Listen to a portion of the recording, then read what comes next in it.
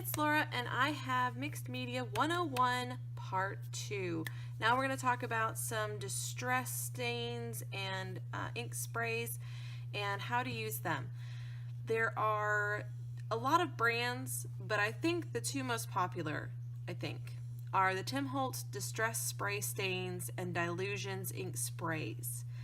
So those are the ones we're going to use today. I'm going to show you several ways how to use them. So let's get started. I have some watercolor paper over here, and the reason I'm using watercolor paper is because the ink and the water sits on top and does not soak through as easily, so it'll be easier to show you the techniques on this paper. You can do these techniques on something like basil marshmallow cardstock or any paper that you gesso first, but for demonstration purposes, I'm going to use some watercolor paper. Let's get started, guys.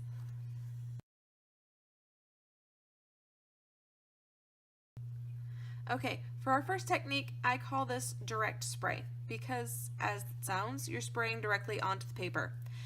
Now, you do not need to shake the ink sprays. I have heard some people swirl them, but I haven't had any need to do that, to be honest with you.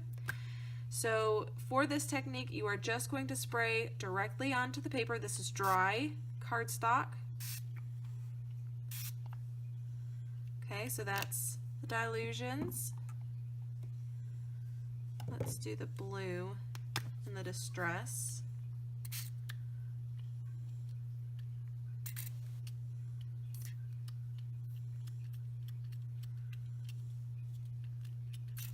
There we go. Now, depending on how vivid you want your colors, that will determine how long you leave the distress stain and ink sprays on. So if you want bright, vivid colors, you're going to let it sit or possibly just dry as is. If you do not want these bright, vivid colors, you want something a little softer, you can take a paper towel, and I'm just going to use the whole roll for this, but soak up some of the color. And there you're going to get a softer version of that color. Okay? Now those designs will probably disappear, but that should be a pretty good example of just a distress direct spray. I use this technique quite often because I love the overspray effect around the outside. I love the way that looks, and quite often I will do this behind the photo and then have the overspray around the photo. Now, once you've done direct spray, an additional technique that you could use to create an interesting technique, and I saw this done by Adele at Inky Quill and was a little fascinated with it actually. So these sprays are reactive to water. So if I wanted to break up some of this solid color, I could splash some water onto the spray. You do need to wait a minute or so for the water to react. This will work on both brands.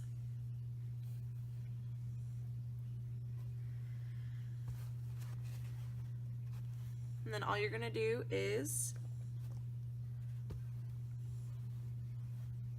that. So what happened here is the water removed some of the color, not all, but just some of the color that hadn't seeped into the paper that was remaining on top. So if you really wanted a big result with this, you would have to do it fairly quickly after spraying.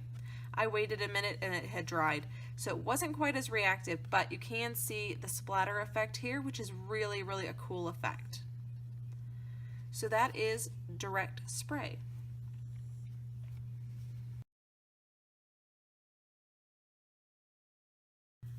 Okay, for this next technique, we're going to spray the watercolor paper with water first. And I'm going to pretty heavily saturate the paper.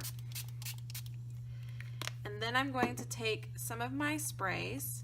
We'll use the dilutions over here. And some of this beautiful Tim Holtz on that side.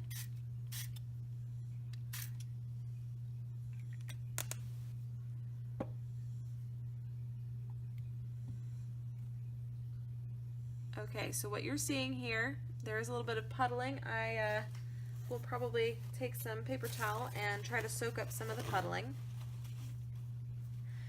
But you're seeing the inks react to the water, and you're getting a much more watercolor-like reaction than you did with the direct spray without water on your paper. Okay, I'm going to soak up some of the puddles here. You will notice the paper is warping. That will flatten out as it dries.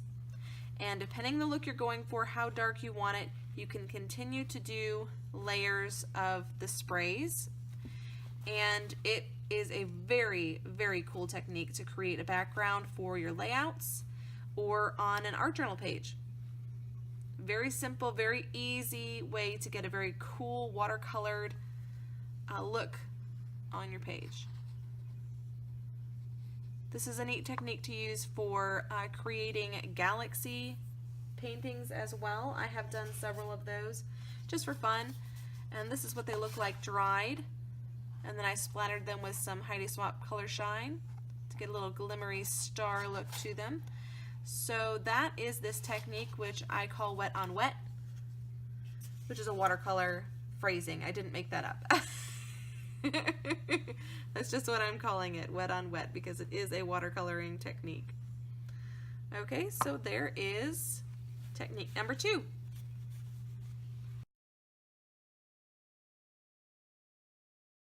Okay, for technique number 3, we're going to use the sprays as watercolors. So for this technique, I just use my mixed media mat, but you could use a palette.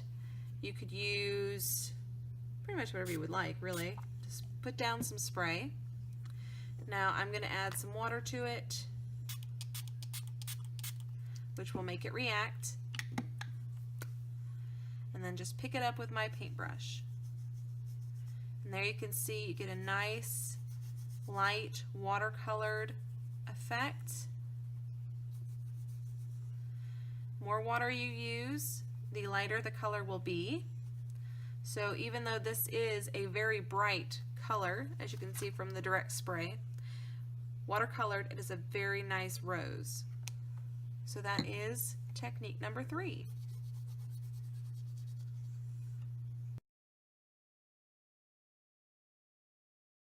Technique number 4 is to just paint directly with the spray. So with this technique, we're not going to add water.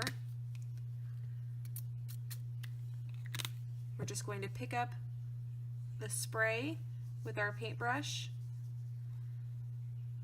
and paint directly with it. You're going to get a more saturated, darker color. You're going to get some uneven tones with this technique, whereas the watercolor blends a little bit better. But if this is the look you're going for, then it is absolutely a fantastic technique to use. And it does give you more control over where your color is going.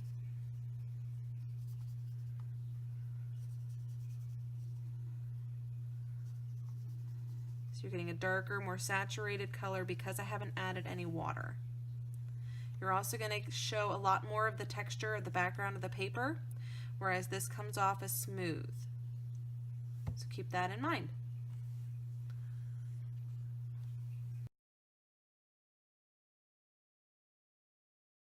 Okay, for our next technique, I'm going to bring in a stencil, and we're going to spray through the stencil. Now, a couple of notes about stencils is that if you are trying to use a very detailed stencil, I have found that to be difficult to do. I do find that the sprays kind of run underneath the stencil a little bit, and so you're not going to get a perfectly formed shape here. That's just not likely to happen. And the closer you are with your spray, the more puddling you will get, which will run all over the place. If that's the look you're going for, perfect. If not, obviously that creates a problem. So I prefer to do this technique a little further up. And if you are concerned about, let's say, getting it here and here and here, what you can do is you can cover up all of the stencil openings that you don't want to get spray on. Okay, you can come up with paper or just really anything. Paper towel would probably work. If I folded up some paper towel to help absorb any overspray here, should help to keep that spray where I want it. Okay, so I'm going to shift this slightly. There we go. Okay. Now this is messy business, so be prepared to see my hands very, very messy by the end of this video. So here we've got our stencil. I'm going to spray from rather high up so it does get around, okay? Make sure that you're in an area that you can get a little messy.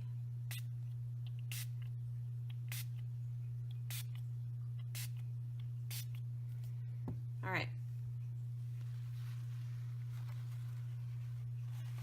That did pretty good. I didn't have it covered perfectly. And I would recommend either letting it dry as is or using the paper towel to dab at it before removing the stencil. Because otherwise you're going to probably get some of that paper towel spray everywhere.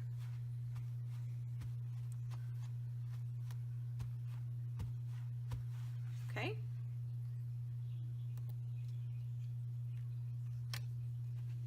There's your result. It's not perfect. I did miss a couple spots where I wasn't covering up my stencil very well, but overall, very nice effect, one that I really enjoy.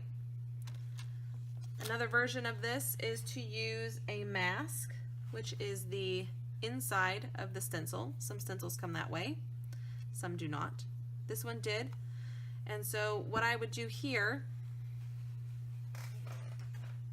is I would use some paper towel to cover up some of the areas I don't want to have sprayed with more paper towel. So in this case, quite simply, the area we've already sprayed. Okay?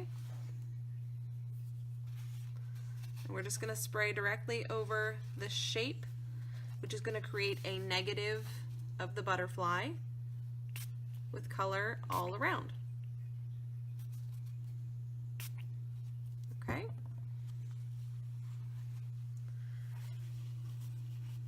Now again, if you want a darker color, you leave it on for longer.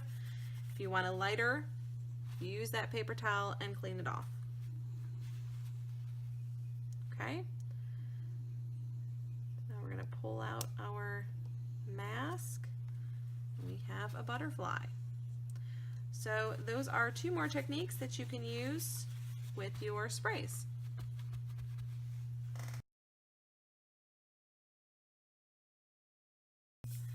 Okay, our next technique is one of my favorites, and it is probably one of the easiest to do outside of that direct spray, and that is splattering.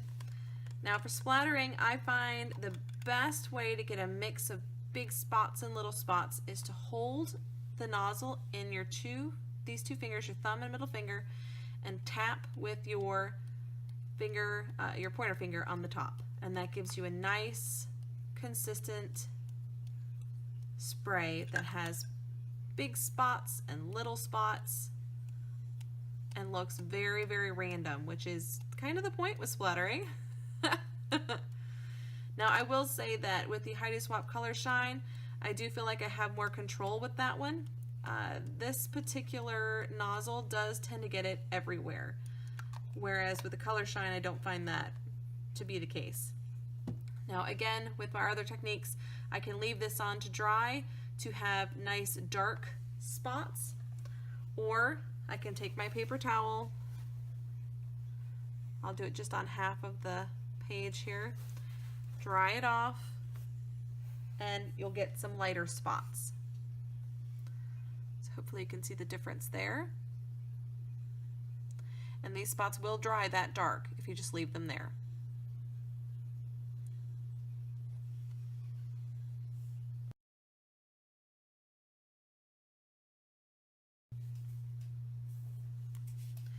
Okay, for our next technique, we're going to bring in some modeling paste, or molding paste, or texture paste, however you prefer. And we're going to use our ink sprays to color the modeling paste. So at this point, we are truly using it as an ink. And I'm going to use this one, I think. Just going to spray it directly in to the modeling paste.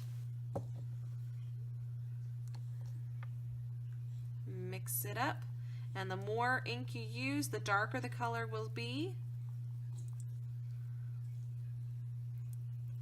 And the purpose of modeling paste is adding texture to your design. It's got a nice beautiful pink here. Going to just grab a stencil. This is my favorite way to use modeling paste, and kind of smoosh it through the stencil just like that.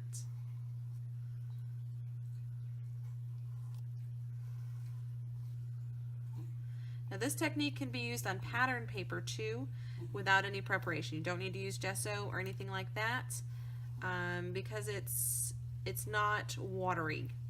It's fairly thick compared to, say, your watercolors or your direct sprays, and you don't really need the extra preparation. Okay? Hopefully you can see there is some added depth to the paper by adding that modeling paste.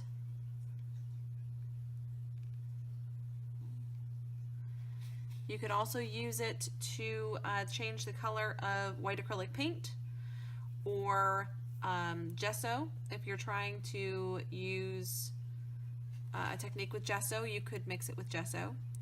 But that is just purely using it for color. And one of my favorite techniques for sprays, get a nice, it mixes really well. Gelatos tend to leave gritty bits and don't have the even tone, which is fine if that's what you're going for, but if you're looking for an even tone, using the distress stains is much better than using a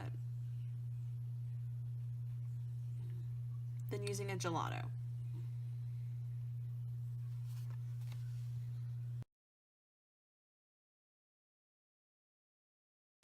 Alright, for this next technique, all you need is a piece of plastic packaging just from any of your supplies will do.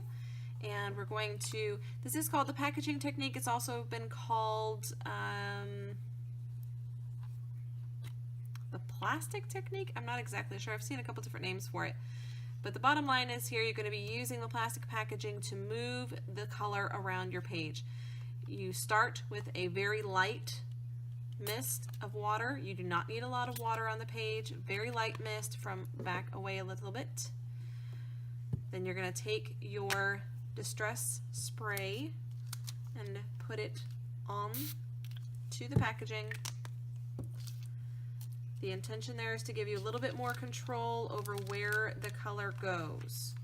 So we're going to just push it onto the paper, turn the packaging over, and use your hand, or you could use a paintbrush if you like, and to move the color around the page. Now, if you like this look here, you could use more of that. You can move this in ways to create more of that almost splattery look, kind of a spilled paint look, I think. And that is a very cool effect of the packaging technique.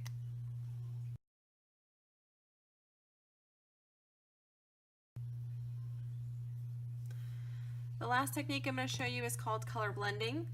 This is very basic understanding, but a lot of people don't realize that these colors do mix really well together.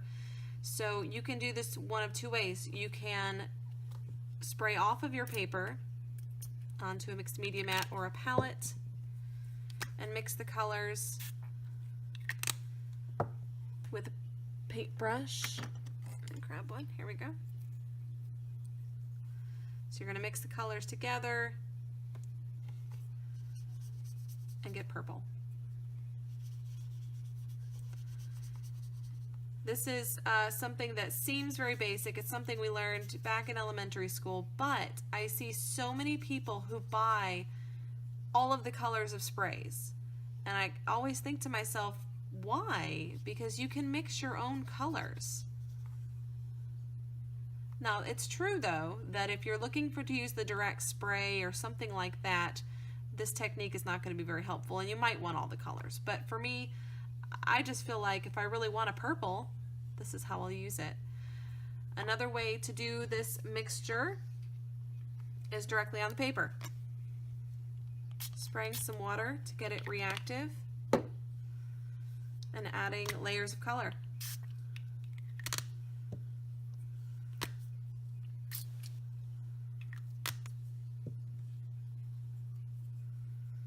You are going to see more of the individual colors unless you mix them together with a paintbrush.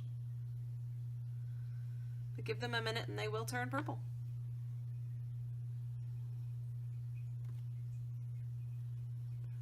There's a lot of liquid on here. If you wanted to try something like what I've heard referred to as the drip technique, which is really quite simply just allowing the color to drip.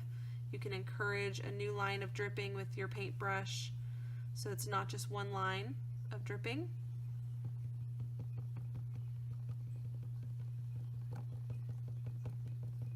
There we go. And that's it, guys. That's what I have for you today. Hopefully this helps you understand these distress stains and Dylusions ink sprays a little bit better and some of the ways you can use them. Little warning, as you may have noticed, my hands have changed color quite a bit since the beginning of this video. This is not permanent. I find when I take a shower, it comes off, all of it comes off in a shower. I'm not sure why that's different from a washing your hands, but that's the way it goes. It does come off in the shower, no big deal. And if it does really bother you to see your hands this color, use rubber gloves. Thanks so much for joining me, guys. Until next time, bye.